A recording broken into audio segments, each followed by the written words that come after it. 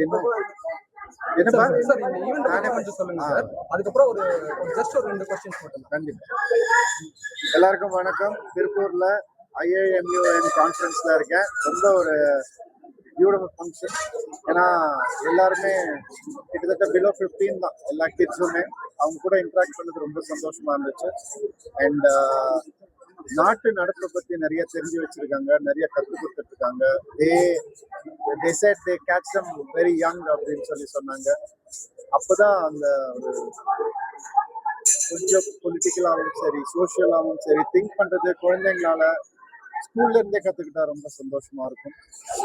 அது இங்க நடக்குதுன்னு நினைக்கும் போது really happy. Kids club first experience இங்க ரொம்ப சந்தோஷமா இருந்துச்சு. நிறைய விஷயங்கள் கத்துக்கிட்டேன், நிறைய நல்ல விஷயங்கள் ஊருக்கு திருப்பி எடுத்துக்கிட்டோம். சார் இப்போ நீட் இஷ்யூக்காக நான் ஒன்னே ஒண்ணுதாங்க சொல்லுவேன், என்னைக்குமே மார்க்ன்றது மட்டும் லைஃப் குறிக்கிறது கிடையாது. அது அதையும் தாண்டின ஒரு விஷயம்.